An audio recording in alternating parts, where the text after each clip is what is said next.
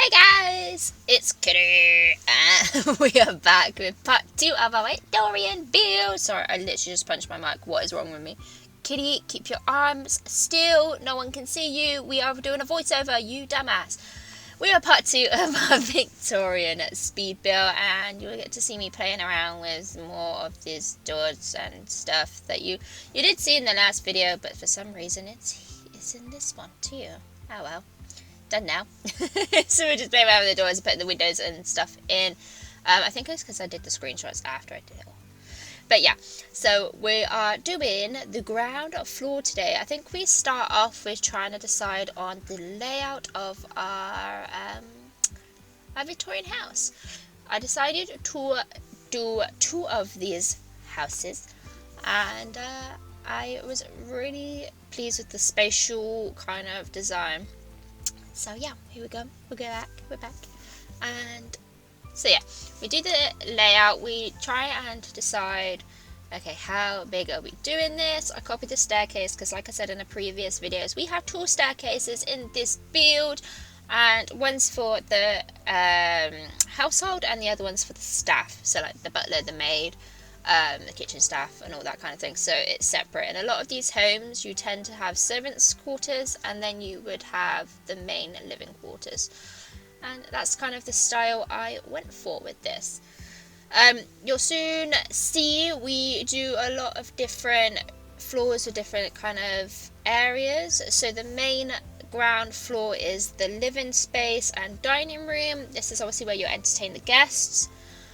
On the basement level, you'll have the kitchen, the laundry, and the stuff you wouldn't see because you had people to cook for you.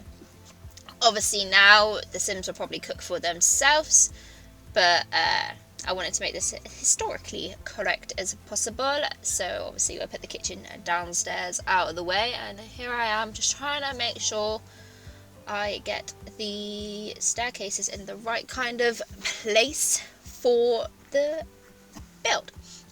And yeah, we go just doing the basement, trying to work out kind of what kind of layout we want.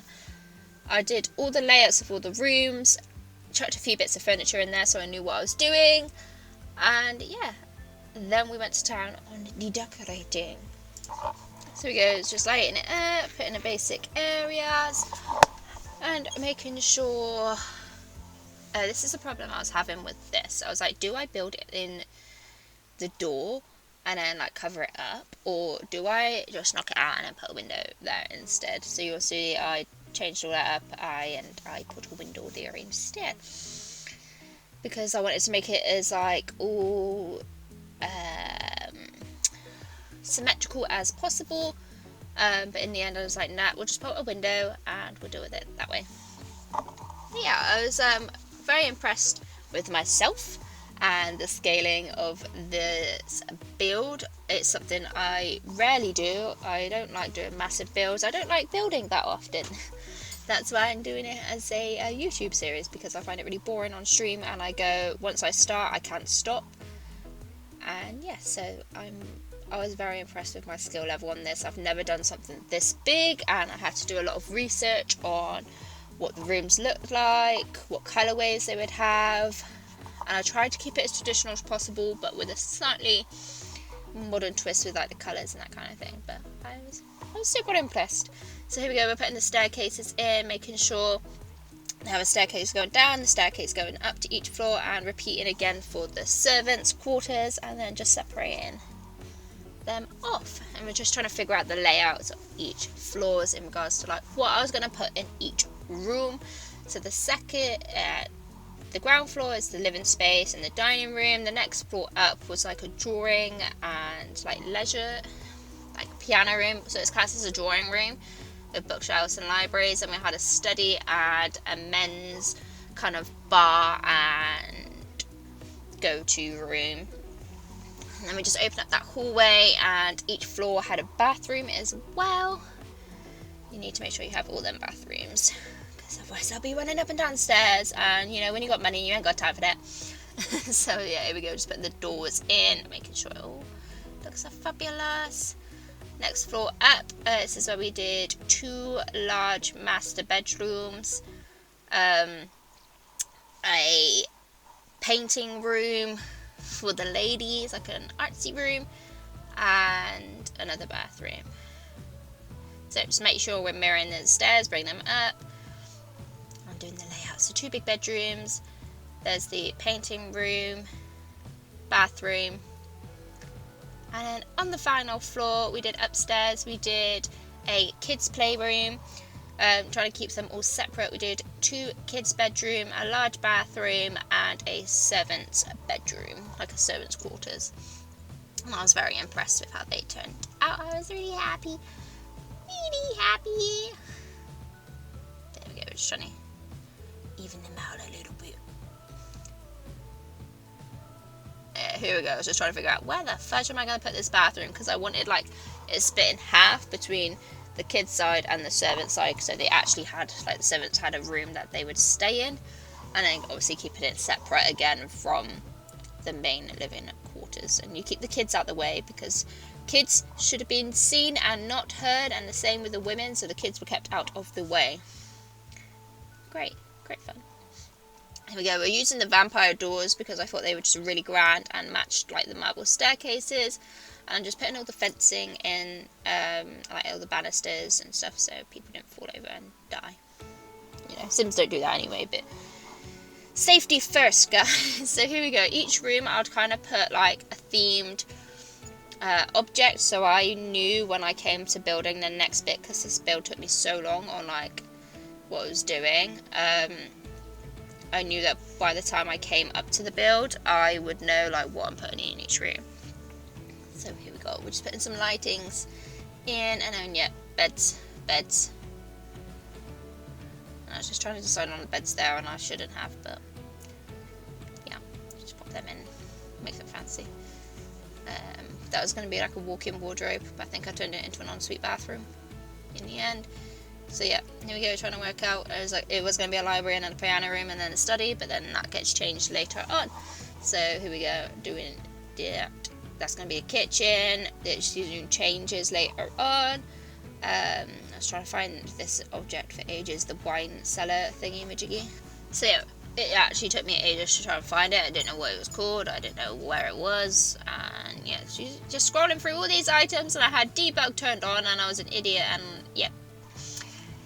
There it is, we found it. So we're going to have like a wine cellar area, a staff toilet, and I was going to do like a staff room kind of thing, like a lounge area for them, but in the end, you'll see I'll change that later on.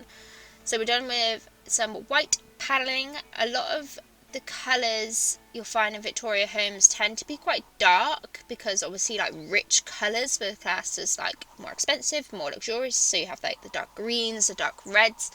But I wanted to go in the more light theme with like the whites, the golds, the silvers, and make sure this place was nice and fresh.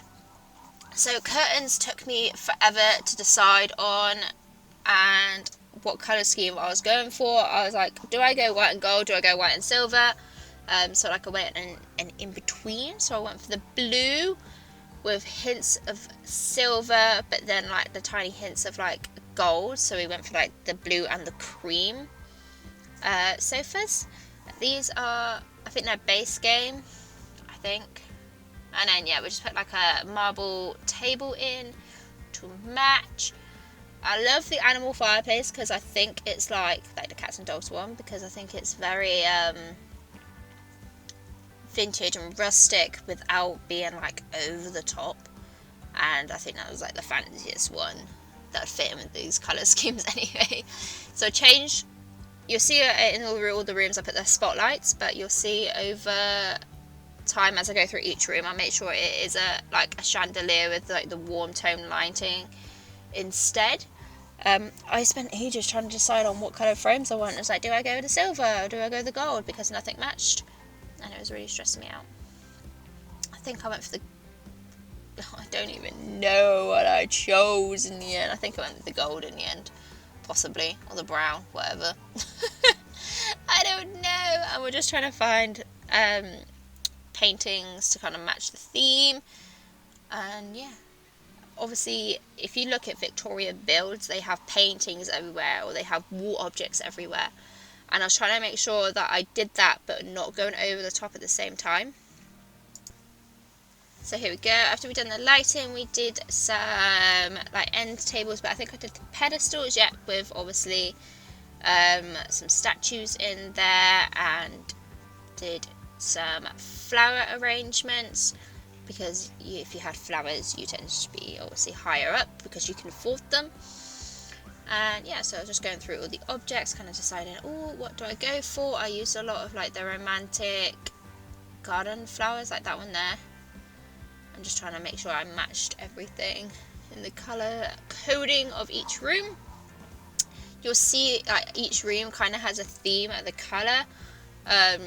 In Victorian homes, you'll kind of walk through and you'll see like, oh, okay, this is a blue room, and then you'll go somewhere else, and like drawing rooms, some majority of the time will either blue or green, and then you go, okay, so this is a green room, this is a pink room, and that is very much the case if you do go in historic state homes. Like, that is still the case.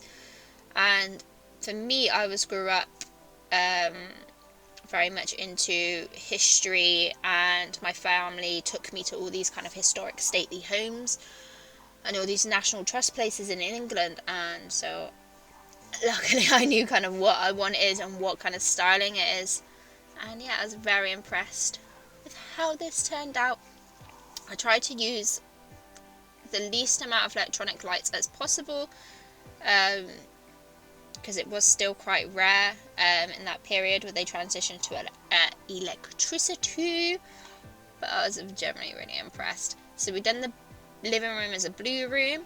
The dining room that we'll go on to next is gold, so we used a lot of the vintage glamour stuff. I used the drinks tray there, just popped that on the table. I know it doesn't come with the drinks, so I just popped a little bottle on there. And here we go, we're keeping the same flooring throughout, and I was going to keep the blue tone, but I was like, no, we're just going to go straight in with the gold, keeping the same kind of theming with the objects and the colours, but just transition it to a slightly different colour. So we use the same rug but in a different colour. Here we went in with the gold chairs, really luxurious. They would have big tables for big dinner parties and showed off a lot of objects. And I think I add some windows, yep, in the back there. Add the same curtains, so matchy match. And you'll see they have, in Victorian homes, they have a lot of their china and stuff on show. So you'll usually have like 3 different sets of china. You'll have your standard everyday china. You'll have your middle class china, so if you have guests coming over but they're not that important. And then you have your top of the range china, which you'd rarely ever touch. It was more for show, but if you had them prestige guests coming over, that's when you would use it. So here we go, we're just adding in a little bit more of these details. I added another door, and that would be like the servants' entrance into the dining room, so they'll serve food through that door, and obviously so they can have access to that bathroom that will be there as well. But yeah, going through all these kind of like wall decals and stuff, it's just trying to make sure we find like period styled object. So that's them 2 rooms done. It's super cute, guys. I love it so much, and I can't wait to see if anyone does change it to make it more modern, or if they'll use it as it is. So the bathrooms are pretty much straightforward. Every bathroom on every floor is pretty much the same. They have slight colour changes throughout, so we've got a nice fancy gold toilet, a fancy sink, and we just made sure that all them little details were in there.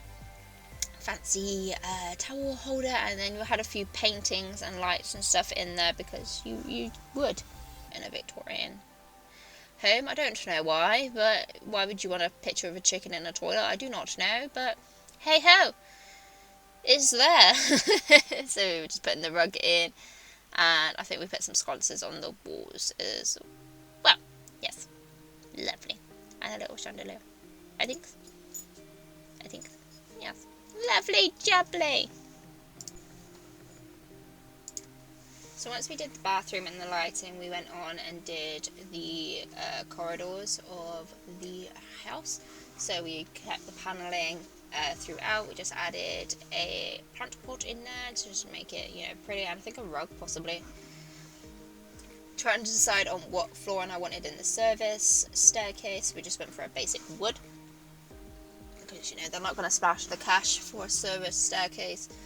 And then here we go. We are just decorating the entryway. So we put through the statues, changed the lighting. We used a lot of end tables in this house to make sure that it would, you have these little statement pieces all around the place. So we used a lot of those. I think I used what was that? University ones. With the white and the gold handles, and I think I just matched in. So you have your pretty paintings, and then you have your little decorative pieces everywhere, and flowers and pedestals, and yeah, just to tie the room in together. A lot of state homes, they would also have like chairs in the hallway just in case they had extra guests. You'll see it if you ever go around to the estate home or period home. They will have them just placed around. You're not allowed to sit on them anymore because they will break, and obviously they're like 100 years old, but yeah, it is more just like a decorative filling place, and if they had extra guests, which is quite interesting. Obviously the servants would never allow to be sat on them. Servants would always be standing, and that was just like a basic thing that they were never allowed to do. So we're just filling the space here between the staircase and the wall, adding the potted plants around, and that's pretty much it for the first floor. We'll just add another rug, and yeah, I'm really happy. So here is some screenshots coming up in a minute of the house. So we have this lovely grand white entranceway with the marble flooring and the marble staircase, big doors, they're so pretty. Here we have our first blue living room. It's really cute. We've got them period paintings up, and just making sure all the colourways match. It is very key that your colours matched in those days. You get a lot of slate for it otherwise. Here we have our gold dining room. It's very simple, it's elegant, you don't want to have too much stuff. Here we have our green and gold bathroom. I love it, it's adorable. It's so cute.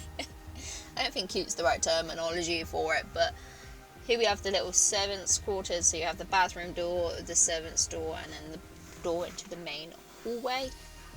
And yes, that's the ground floor. Thank you guys for watching part 2, and I'm super excited for you guys to continue watching this series. So make sure you check it out. Hit the I if you missed part 1. But yeah, thank you guys, and peace out.